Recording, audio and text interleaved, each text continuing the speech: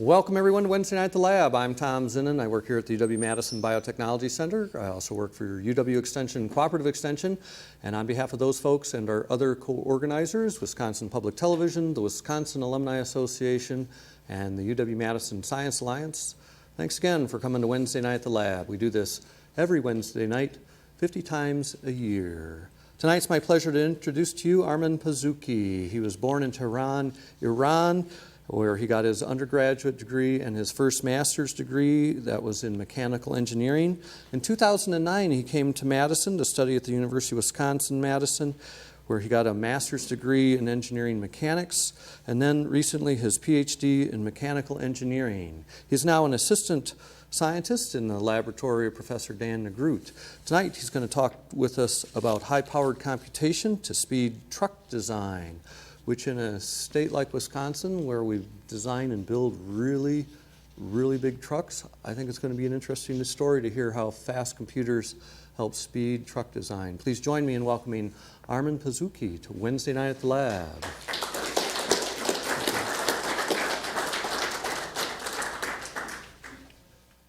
I would like to thank Tom for providing me with this opportunity to come here and talk about my research in high-performance computing, which is going to be useful for truck design, many applications involving multi-body dynamics, which I will describe what are those. And also, I would like to thank all of you for taking the time and attending this presentation. So here I would like to talk about and share ideas about how fast computers are going to be useful for engineering applications in general and in multi-body dynamic simulations, truck design, granular material, and problems like that in particular. My name is Armen Pazuki. I'm an assistant scientist at the Simulation-Based Engineering Laboratory at the University of Wisconsin-Madison. In my talk, I will first I will describe a little bit of high-performance computing, fast computers and such, and how they are relevant to engineering applications, and how they are relevant in today's world in general. And then, particularly since we do a lot of dynamics, I will talk about applications in dynamics and about the algorithms that are required to join these two arenas. Further, I will talk about engineering applications using these algorithms and such, and about validation, which is an important part of my our work. So I would like to admit two facts at the beginning. One, so my talk includes two keywords, computation and truck design. So when I decided to choose a major in my undergrad, I just made sure that I choose a major that doesn't have anything to do with computation, and now here I am. And the second thing is truck design. So truck design, I have to talk about a lot of components up to I reach to that point, which is going to be end of my talk, close to the end of my talk, and I have to speed up somewhere. So when I speed up, my Persian accent kicks in, and I hope you guys don't have any problem in that regard. So at the beginning, I would like to thank the work of my colleagues and many people who have contributed to the results I'm going to show today. Many of them are my colleagues at Simulation-Based Engineering Laboratory. Many of them have already graduated, got a job, went to industry. There are some collaborators from overseas, University of Parma in Italy, Professor Alessandro Tassora, and other collaborators in the US and industries and academia and such. So to open up my talk, I would like to show this picture. Many of you probably know what is this. This shows actually a 5 megabyte hard drive in 1956. To give you an idea, like what does that mean? So you see here, this small guy here is a 4 terabyte hard drive. We can buy it right now online for $120 probably, and it's 80,000 times larger than the hard drive you see here. What interests me here is, well, everything has developed. We cannot say, well, this is super amazing. But one thing it amazes me here is, like, you see here the Jeep. It looks kind of similar these days. You see airplane, Well, we have airplane. People dress up kind of similarly, but one thing has changed a lot, and it's this hard drive. Well, it's not very professional to open up my talk about high-performance computing by talking about hard drive, because hard drive is not the main component of computation. The main components are processors and how we want to compute, or how fast we want to process mathematical application or numbers and such. So we want to do calculation fast. What does calculation mean in terms of machine language? Everything that is composed of like addition, multiplication, division, these are basic operations. Other calculations rely on these types of basic applications.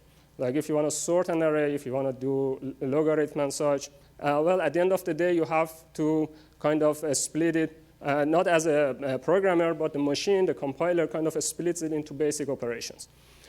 And then we like to know how much would you have pay to do about 1 million calculation in 1 second. So it turns out that in 1961, one required about like 17 million IBM machine to do 1 million operations per second. Usually in terms of like computational language, people use the term floating point operation per second, or flop per second. So 1 million flops would require 17 million IBM machine.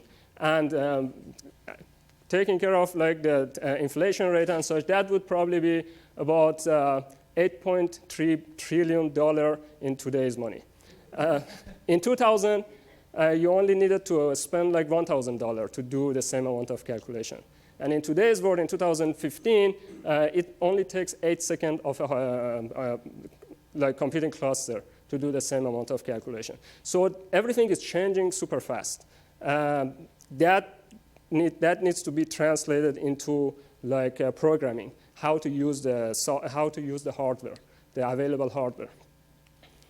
So the reason of this fast change is the change in the microprocessor or transistors industry. Transistors have become engineers have managed to put more and more transistors into a unit area. And this is actually in accordance to Moore's law. A scientist, Gordon Moore, more than 50 years ago, discovered a rule that says every 2 years, the number of transistors you can fit into the same area doubles up. So this is kind of suggested exponential rate. So it means in 2011, the transistor's characteristic line was 32 nanometer, and then in 2013, 22 nanometer, and this trend is going to continue further and further until it hits the physical limit of the Moore's law. And the physical limit is, well, we cannot go smaller than an atom used for computation. That's the physical limit. So is it going to happen in 2020? I mean, that physical limit is very small. It's like 0.1 nanometer. It's suggested in the paper. We have time until to reach that, but in practice, we may reach some physical limit earlier than that. So, well, there are some good news that people are working on other alternative architecture to replace that sort of trend. So after we hit the physical limit, some other architecture will come in. So this means two things. First thing is, well, you can include more and more transistors in the same area. You can have faster computer, or you can have the same amount of performance, but reduce the size of the processor and make a smaller and smaller processor. So what does increasing the size of the processor buys you? So it gives us more computational power. We can process more complicated problems. Back in the day, we wouldn't be able to imagine of solving a problem involving lots of moving bodies and interacting with each other and such. But today, that opens up an opportunity to revisit those sorts of problems. And then For instance, today we can have a processor that have 5.6 million transistors, 5.6 billion transistors, and the characteristic length of that processor is 22 nanometer. But if you want to project Moore's law, which has maintained like its accuracy for more than 50 years, very interestingly, if you want to project that into the future, in 2017 we will have 50 cores as opposed to 18 cores. 2021 we will have about like 200 cores, and therefore this is an opportunity. We have to like look in advance. And then on the other side, we can just have the same power. For example, the high-end processor I showed in the previous slide with more than 5 billion transistors has a characteristic. Its length is about like 12 millimeter, like it's a square of, for example, we can imagine as a square of 12 millimeter each side. But later on in 2021, that length will decrease, and it will be about like 5 millimeter each side. So we can use the highest end processor today in a cell phone in 2021. And we can do the computation we are able to do today on a machine, on a desktop machine. We can do it on the cell phone or on a watch. So on the other side, there is another trend. This shrinking of the size of the problems have resulted in some other trends. So back in the day, people would use graphics card in a computer. Graphics card is a unit in addition to whatever computers brings to the picture, is a unit to process the graphics. For example, if you want to play a game, computer game, graphics card takes care of refreshing the frames. Or each graphic card has a lot of it has a lot of cores. These cores, each one of them would take care of 1 pixel on the screen and would update it, give data back to the machine, or like calculate something to update the screen. But now it turned out that we can use this graphics card to do computation, and now scientists are using that. They make the problem kind of simple, composed of simple building blocks. Like they can decompose the problem they have into basic operations like addition, multiplication, and such, and then launch these problems onto graphics card. And graphics card can do these sorts of computation very fast. That's what, for example, we do as part of our high-performance computing. And I will show some results how these sorts of accelerators can help us. How about the memory? I talked about hard drive. I talked about processor. But what about memory? Actually, it turned out that most of the applications are bound by the memory transaction. So if we want to do a computation, we have to grab data. If we want to add two numbers, we have to first grab them and then add them and return the result back to the user. This transaction is sometimes way more expensive than doing the computation. So to do one GPU global memory access, it takes 400 cycles. Like 400, like we have to wait like about 400 cycles as a characteristic time scale. But if you want to do, for example, 32 add multiply operations, we can do it in one cycle. So this also suggests something for the engineers. Engineers need to grab data and do as much as calculation they can do on that data, and then return the data. We cannot access the data wherever we want, whenever we want. It has to be kind of pattern. We grab two numbers, do like 10 operations, more than 10, whether we can, and then we return it to the user. The good news is, same as the processing speed, the memory access speed is also increasing. It's not as fast as processing speed, but it's going well. But the good news is also there is the concept of 3D memory, which is coming very quickly, very fast in the near future. And then it speeds up the memory transaction a lot. So where do we stand in this high-performance computing arena as a lab in mechanical engineering? So we have a computer cluster. It is on the 4th floor of the mechanical engineering building. It's composed of a lot of CPU nodes. And by node, I mean a computer box that includes everything you need to calculate things. And then we have a lot of them, like 14 of them. And then, so if we have a problem, we can either use one of those, or we can decompose the problem.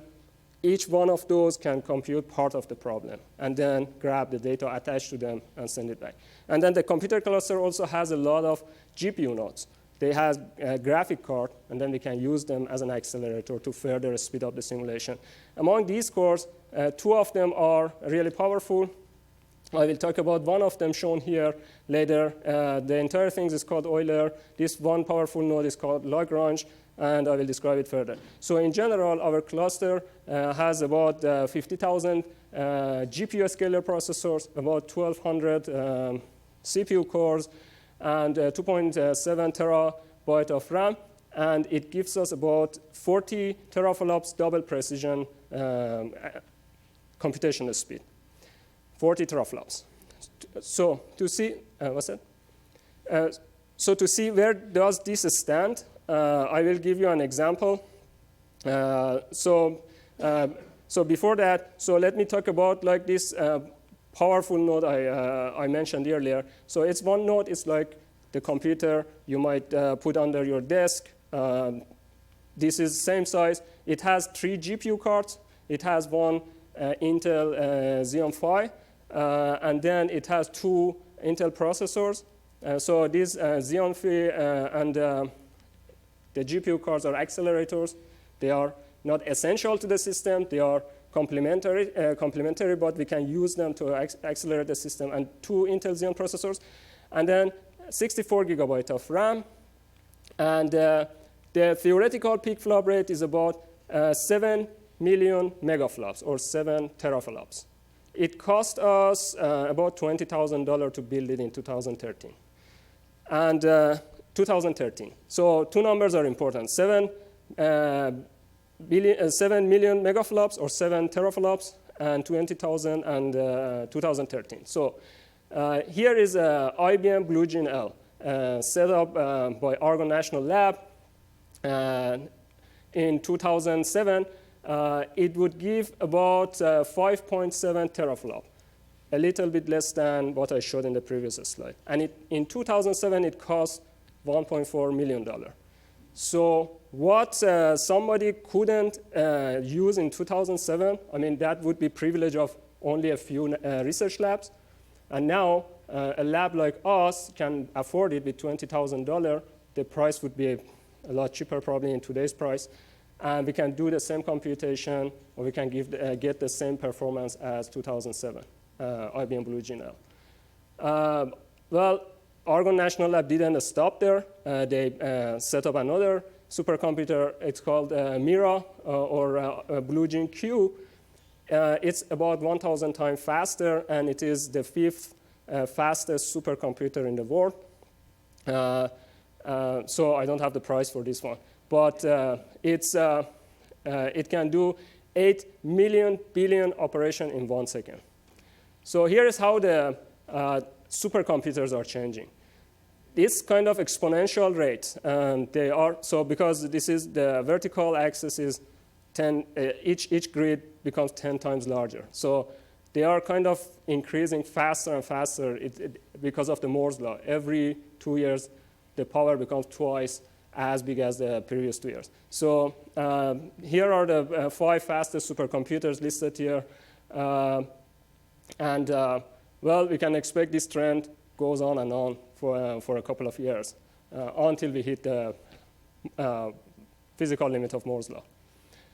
So in terms of how the supercomputers are placed in the today's world, well, mostly the people who use high-performance computing, they rely on supercomputer like Euler I showed earlier. Supercomputer that has many nodes separated, and the nodes they communicate with each other, transfer data back and forth. A portion of the supercomputers are those so-called massively parallel processing, or MPP. They are one big unit. It's not composed of several units. It's one big unit, have everything you want.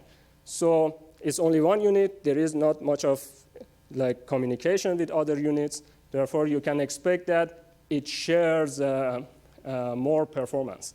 It performs much better. But again, having those types of supercomputers would be a lot more expensive. In terms of who uses supercomputers, so the big three players are academia, national labs, and industry. And it turns out that industry owns a lot of supercomputers. In terms of performance share, in the left plot, so research labs share more performance. They own only 26%, but they share 50%. Industry, only 20%, although they own like 42% of the supercomputers, and then academia about the same. So this suggests two things. The first one would be, well, problems in industry are complicated. You can have supercomputer, but it's a little hard to use it efficiently. The second thing would be in industry, there is a gap between like supercomputing knowledge and hardware resources. So this suggests some opportunity for like job in the future. So there would be a lot of opportunity in supercomputing because those industries need people to like make this 20% portion a lot larger, kind of compatible with what they own.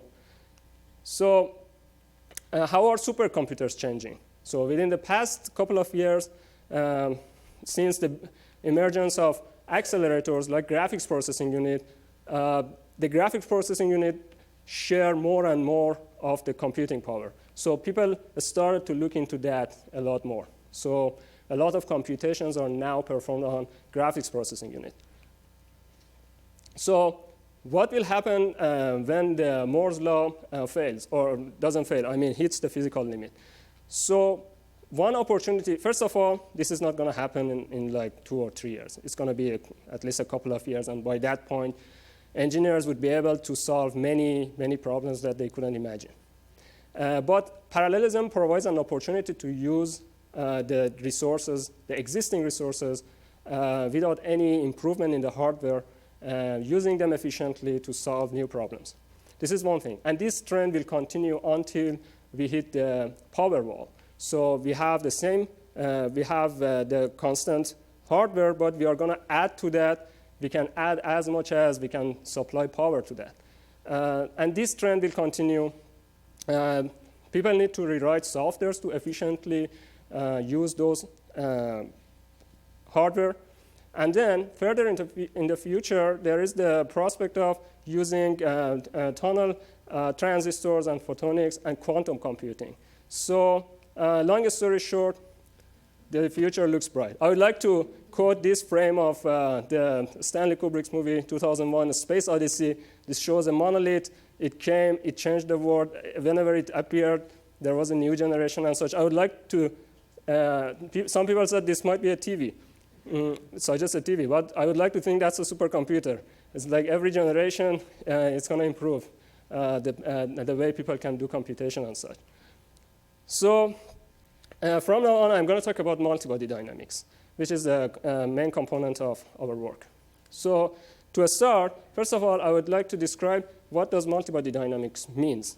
So it means we have dynamics, we have something that are moving, and they are connected to each other. Like, for example, it's this tire, it's connected to the chassis with some revolute joint, bilateral, or like CV joints, axle, and such. And everything is put into one picture to solve a meaningful problem. And everything needed to solve that problem was discovered more than 300 years ago by Newton and Euler. It's called Newton-Euler equations of motion.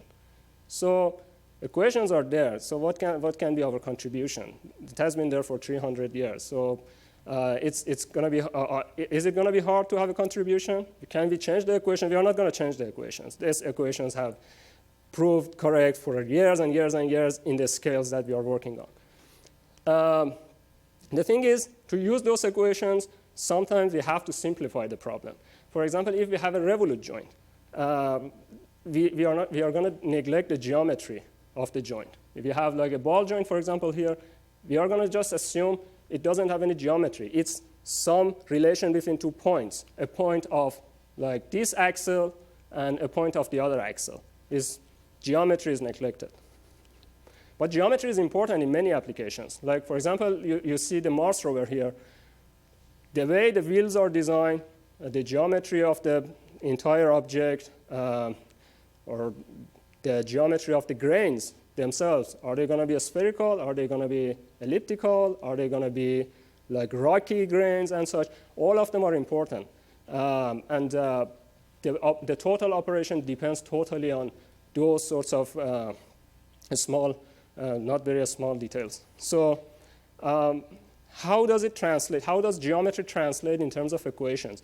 So whenever we have like something, some problems like in the previous slide, whenever we have two objects, the two objects can have contact with each other.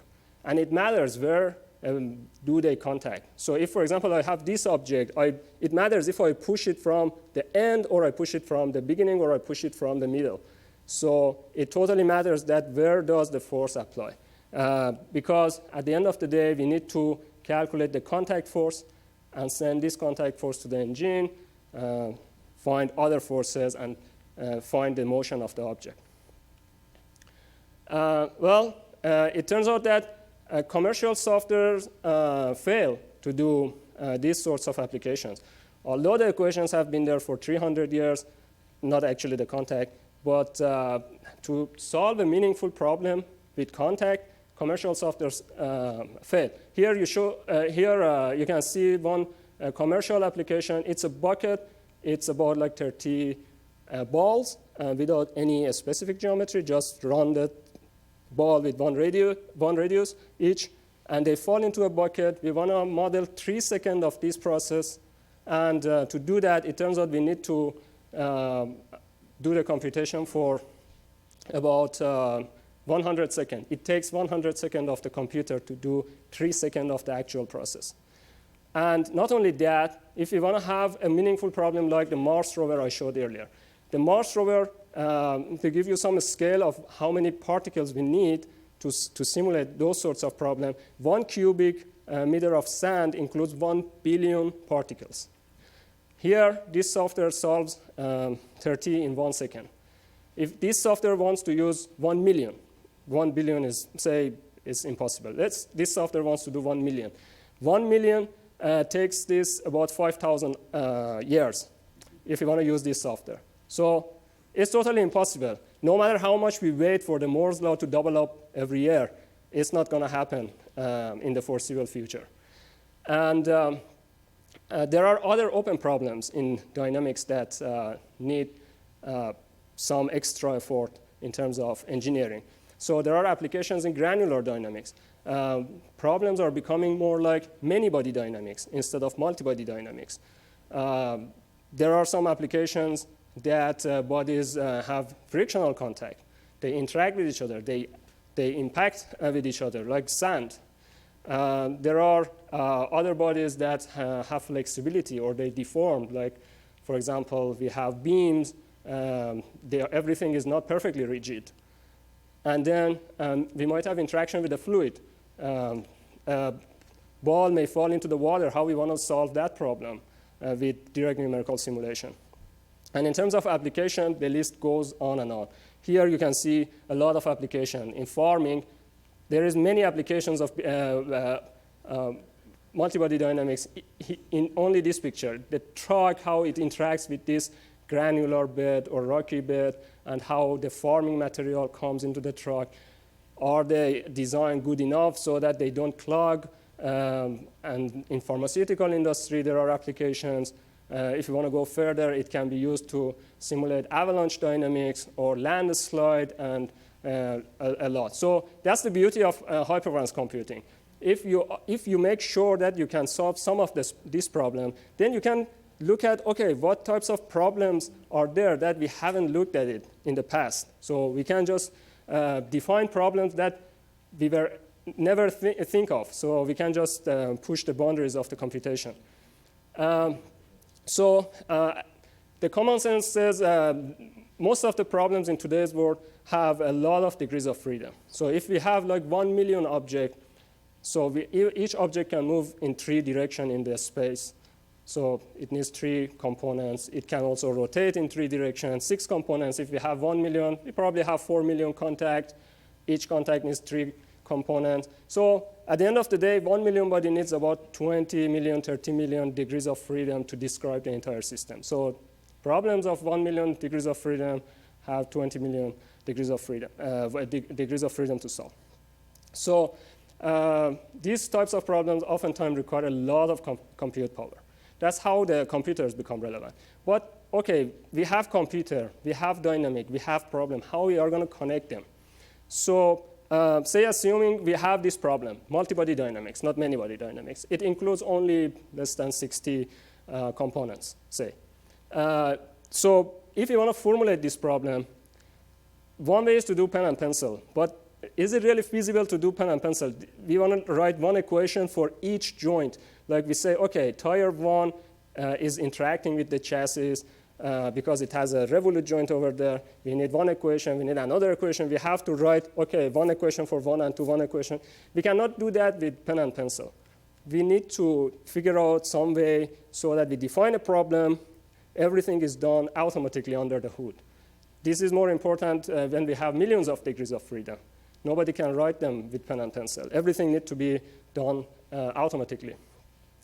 So this is how it defines our standing in today's computation world. We are working on an open source software called Chrono, which is a research-grade computational software to do multi-physics modeling, many-body dynamics, and so on and so forth. The goal is to advance the state of the art in the simulation in many-body dynamics, and then use the emerging hardware technology. We don't know in 2 years what kind of CPU is going to be out there, what kind of memory model will be out there. So the business of us as a developer is to just be up to date with the hardware, grab them efficiently. And then after we develop this software, we want to attack like open, meaningful problems in engineering, like granular dynamics, like say, for example, truck design, which I will show later. Chrono relies on several foundations. It has advanced modeling part to relate the equations of motion and define them so that a computer can solve them. It has proximity computation, which I'll describe later, and then solution algorithms, how we want to define the problems, how we want to improve the problem, how we want to solve the problem. And then domain decomposition, if we have a big problem like truck that goes through the water and it interacts with, like say, for example, rocks at the basin, at the bottom of the sea, there are different problems. We can send part of the problem to one computer, part of the problem to one computer. Not only that, each sub-physics can be split into different domains in computational world. And then the results can be put together. So what does modeling mean? The first component of Chrono. So it means we have the problem. In an ideal world, everything is composed of molecules. Can we model everything? Can we model, for example, this wall with a bunch of molecules? It's infeasible because it's composed of a lot of molecules. If we could describe most of the phenomena with just molecules and solve them. But we have to go one scale up. We have to, for example, if we have water, we need some model to describe the motion of water. If we have rigid body dynamics, we need some model to describe that. If we have flexible body, we need some model to describe that. So this is where the modeling comes. Modeling is good as long as it provides us a solution in a feasible time. We want to solve a problem in less than, say, 12 hours. We want to launch a problem, get the results next day. We don't want to wait forever. I should mention that we follow an open source philosophy. Whatever we develop, it's going to be free for everybody under BSD3 license, which is one of the most permissive license. Everybody is welcome to use it, and we actually encourage everybody to use it. They can use it the way they want. They can just even neglect crediting us and such. So talking about modeling, one would be, for example, having a bunch of rigid bodies. Say, for example, this selective laser sintering machine. So in selective laser sintering, there is powder, a lot of powder involved powder is composed of grains. Each grain is a rigid body. And then the machine comes, split the powder in a surface, and then some rays hits the grain, melts some of the grain, and so it creates one layer of the object. And then again, another layer of powder, another laser beams, and then another layer of the object. And this process is done and done and done until the entire object is built. So we want to model this process using coronal capability. Here is some of the results. So we have this roller. It comes, split up the powder. We want to have a smooth surface so that when we hit it with rays, we don't get unwanted effect. So this is one source of modeling. Then we can, with modeling that, we can measure the smoothness of the surface and such. The other, there is another application in 3D printing. So somebody came to us, a professor in polymer engineering, Professor Oswald, came to us and said, oh, we want to model, we want to 3D print a dress. And a dress is kind of huge. It doesn't fit into the 3D printing machine. So what can we do? We can do inverse engineering. So we can first model that. We can throw it into a bucket that fits into the machine. We can 3D print only this bucket, and then we can give the data to the printer. The printer prints this, and then when we open it up, it will be the dress. The only problem would be, okay, these components may stick to each other when we model that. So that's not a big deal in modeling world, because if these are the real particles, we can, in the numerical world, we can expand them a little bit so that they are these. And then, so when we model them, we make sure that there is always some gap between the particles, so they won't attach. So once we model this, we give the data, we print it, there won't be any issue. Another physical modeling would be, okay, what if we have, say, cohesive material, like a snowball, like you can see here. It looks kind of wet snow. We can also have different types of cohesion in the material, like more stronger cohesion, like here or here.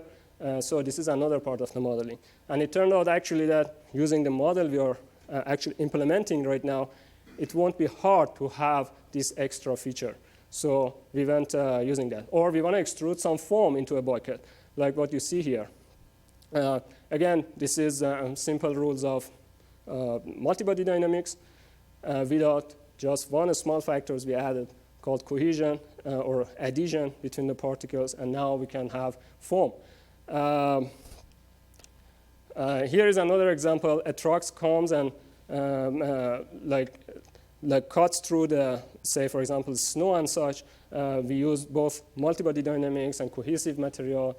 It looks more like moving the knife over the butter, but it's probably the same principle. But yeah, we can simulate even that process.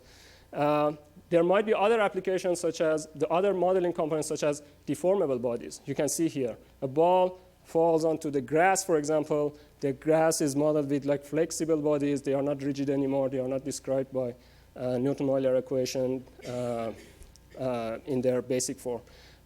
So they are described actually by these sorts of equation, and this is another component of the simulation engine. We can have both deformable bodies and some constraint. For example, ball joint, they are attached there. We can have them. We can have, say, for example, if we want to model a tire, maybe those beams are not enough. We have to look into some other modeling techniques. So we decompose the tire with like a bunch of other elements, deformable elements, and go on. These are the components I'm describing because all of these components eventually will be useful in designing a complicated problem like truck. What if we have fluid? Again, we want to have rigid bodies like this floating object you see here, and we want them to be pushed by the fluid. They get influence from the fluid. And not only that, they also push back the fluid. They influence back the fluid. If we have a large rigid body here, we want them to clog the fluid or prevent the motion of the fluid. We want this two-way coupling between them. So again, it turns out, okay, these equations invented more than 300 years ago, these are the equations. These are different sets of equations needed to solve for the fluid, and we need to kind of these equations are also invented a long time ago, but a little bit of work has only been done to couple them and solve a meaningful problem involving both of them. So here shows an application. For example, we have a bunch of rigid body, fluid, flexible bodies. The fluid is cut to show the rigid body's motion. The rigid body's motion are also cut to show the motion of the flexible bodies. They interact, all of them together, impact each other, and they impact other phase.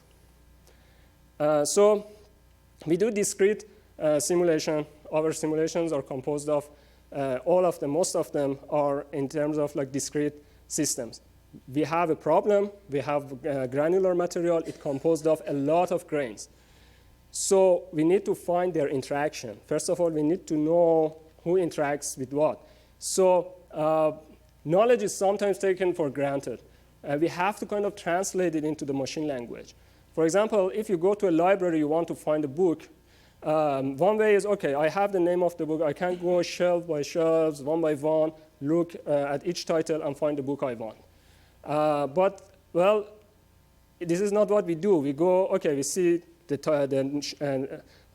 code of the book or the number. We go, okay, it's between these two numbers. We go through that shelf, and then it is between these two numbers. It is in that shelf, and then we just look all the books in this one, not all of them. So similarly, we need to kind of translate it into machine language when we want to find a near particle. So if we have a particle, we want to find the nearest one. We can, with the same idea, we can decompose the system, the space, and then look only the nearby spaces. It turns out that, okay, this is the plot I showed earlier, and it resulted in 5,000 years to solve a problem composed of 1 million bodies. Using this trick I showed in the previous slide, we can get some linear trend. So we can expect to solve a 1 million problem in less than a day or 2 days, much faster. So we have to look at, like, we have the supercomputing power, but we also have to look at algorithms. We have to figure out the ways to use the supercomputing power. One step further, we want to solve this problem on a GPU, graphics processing unit. So if we do that, what's the speed we can get? Compared to solving this problem on your machine is like a box, say, for example, this big, and it is composed of one GPU like this big inside it. And then using that small unit, we can get, if we use it efficiently, we can get up to, like for this specific problem, we can get up to 160 times faster speed. So a problem that would take 160 days, now it takes like 1 day to solve. The next component is algorithms, how efficiently to leverage computational resources. The keyword here is efficiency. So we can leverage the computational power, but we want to use it efficiently. The keyword is important because of another reason too, because efficiency suggests like optimization. We want to do it like in a faster time, in a fastest speed. It turns out that our problems translate into a kind of minimization problem. I hate to show this slide. It has a lot of equations. I won't go through them. Personally, this is my job to look at this equation. But whenever I look at that, I don't feel as good as looking at that animation. So the bottom line here is, okay, we have those equations from 300 years ago. But we have also equations for like these joints and such. And we have a couple of equations for which rely on the geometry of the objects, which contact and such. So it turns out that those ugly-looking equations, at the end of the day, they will be some sort of simple, nice-looking optimization problem. It's a quadratic optimization in terms of engineering, and apparently it is one of the easiest problems to solve. So at the end of the day, instead of solving that problem, we have to solve this optimization problem. By optimization, I mean finding the minimum of this function. And wherever that minimum happens, the value of that function happens, that's where we have the our solution. So finding the value of a function, we are working on like hilly mountain, the idea is to find the valley of that hilly mountain. One way to find it is to have a simple rule. I move, each time I want to move, I move towards a direction that decreases my altitude. I go a little further down. That is the simplest rule. Well, we can do it a little bit. So that may result in some sort of this try and error. So this is the contours of the elevation. If I want to do like that step thing, I have to go like a little bit each time. I have to do a lot of steps. But it turns out that with some other more advanced algorithms, I can do that much faster, and it results in a lot better results. So this is how we want to minimize the function with some blindly stepping through the mountainous area. If I do it with a little bit of trick, I can decrease the value of the function much faster. So instead of doing, say, for example, 400 iterations to find the solution, I need to only do like 20 iterations to find the solution. And that's where I want to have my solution. And with that, we can solve now a lot of good problems. Say, for example, if you have granular material, there is an experiment. It's a famous experiment. If you shake them, at the end of the day, some patterns appear on the granular material. It's kind of a honeycomb. And we did the same experiment in computational world, and you can see some patterns appears and such. So another application is like we have a couple of other problems, a lot of rigid bodies, different shapes. It's like blocks compared to that commercial solution, which was only like spheres. Here we have a bunch of blocks and a bunch of spheres or ellipsoids and such. They flow over this rocky area, and they kind of want to go through the holes and such and fill this domain and interact with each other. And then here is another application. I will skip to this in the interest of time. And so I am getting closer to our real application, which is track design. Here is tracked vehicle moving over granular material. So to like save compute power, we generate and just throw away unessential parts of the domain. The track shoes have like some weird geometry, but the software is designed in a way that can handle any geometry. It can handle mesh and such. So here you can see a problem composed of 1 million objects.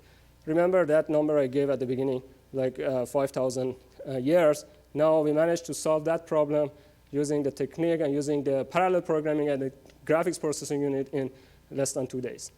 And now here is another problem. Now this is another level of parallelism.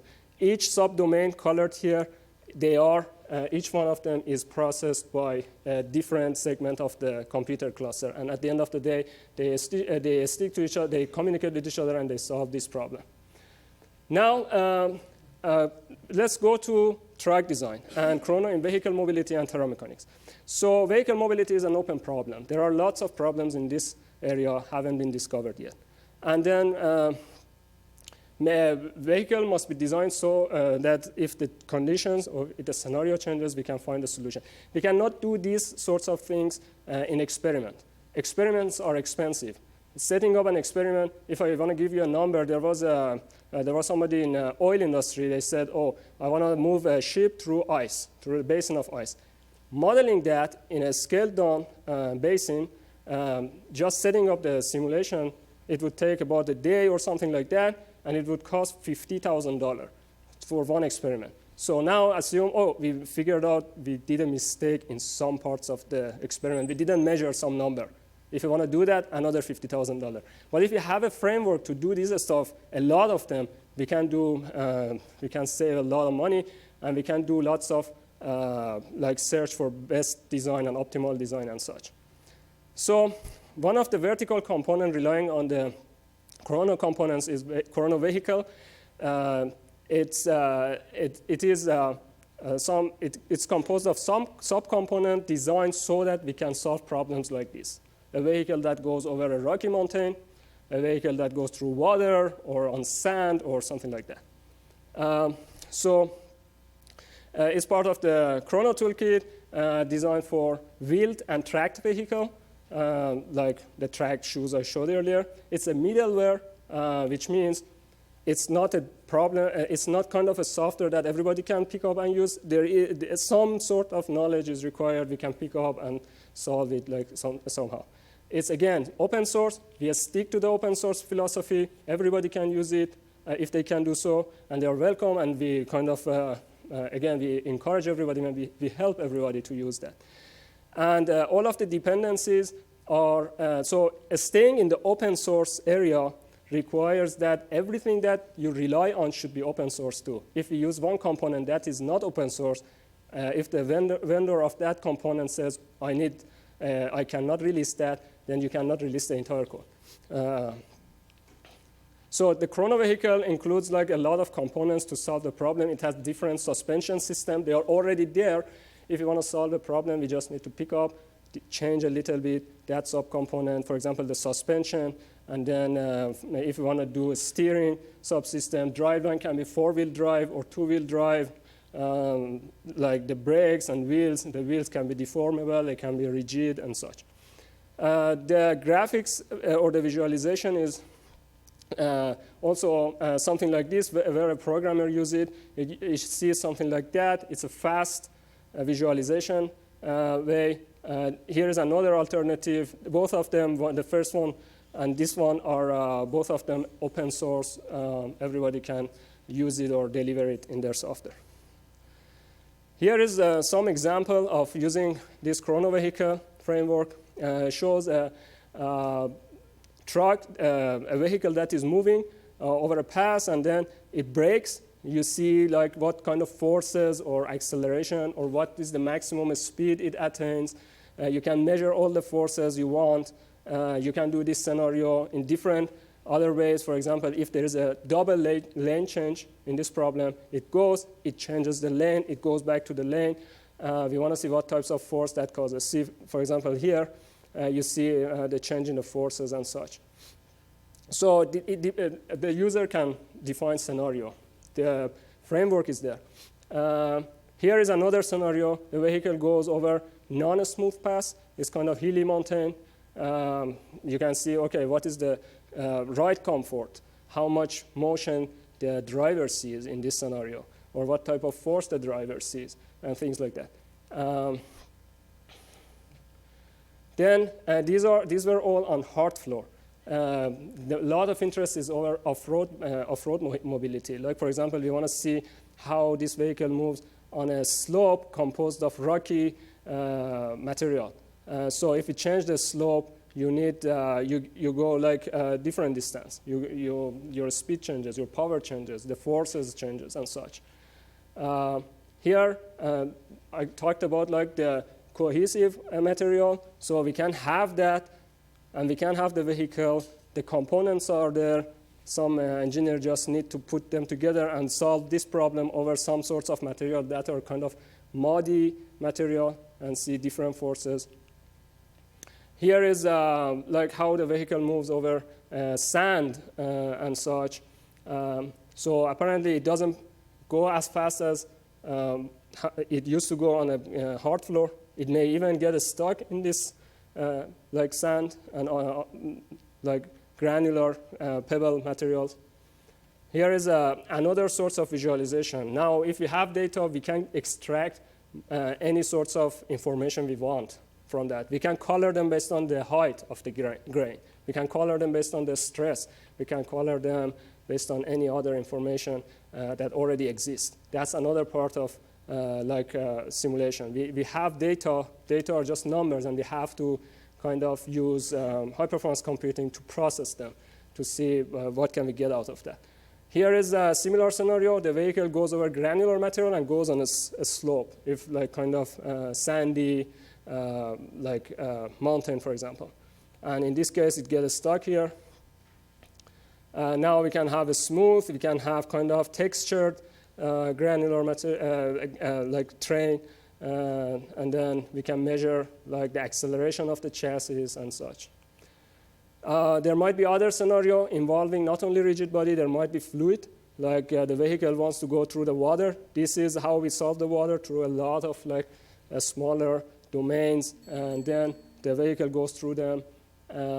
Here the power was not enough, it gets stuck into the water. We can have like flow of water in one direction to see if they change the motion of the vehicle and such.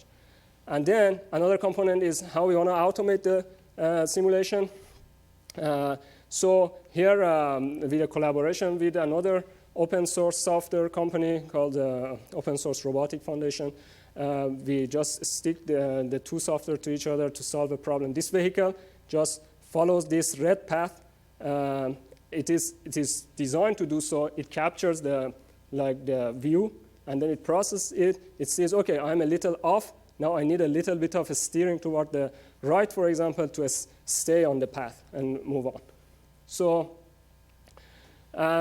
we do a lot of effort on the validation side. So I just showed you engineering application, but they are meaningless as long as we prove they give us good numbers. Sometimes we can validate the real problem.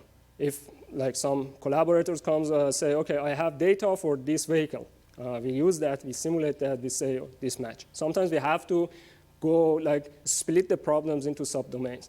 One of the validation cases we had was like opening up a gap, like 5 micron glass beads come out, we measure the flow rate here in the experiment, and we measure the flow rate here in the simulation.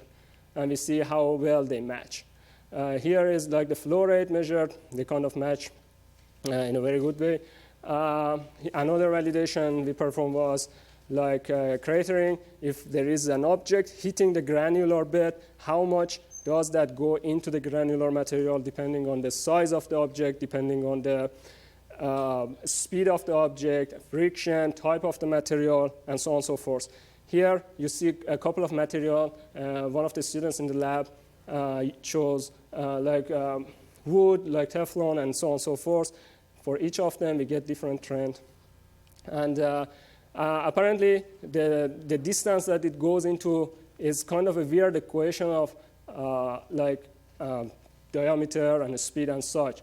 But we managed to reproduce the same equation. A little bit off in terms of value, but the trend and the dependency of the variables is interestingly similar.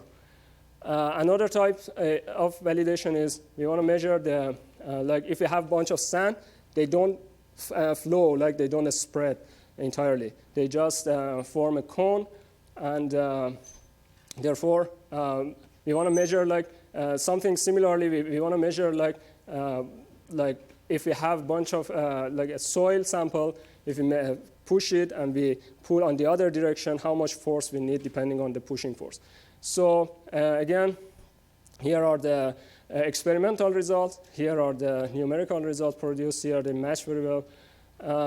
The other famous experiment is cone penetrometer, and so people like drop this cone and they see how much it penetrates into the granular material. And we simulated it with the similar simulation framework.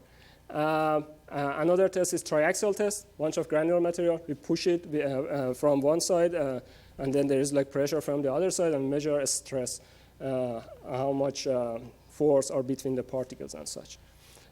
Here is another one, kind of a real problem. It's excavator.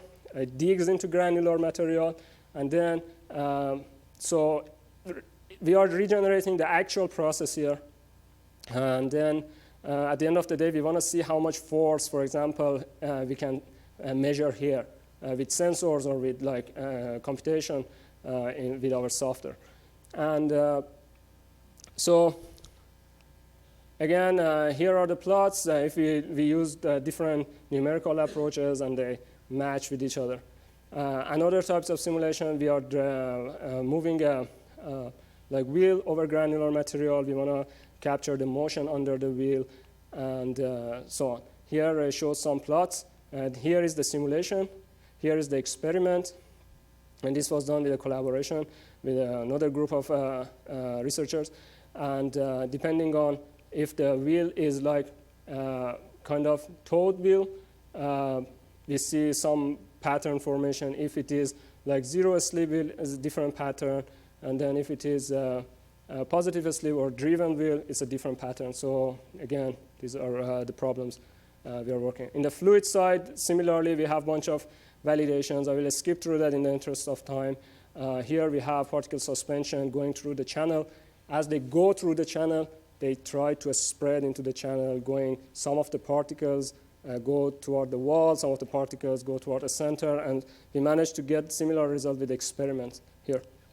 I would like to conclude my talk by acknowledging the work of my colleagues. I showed a lot of their works today.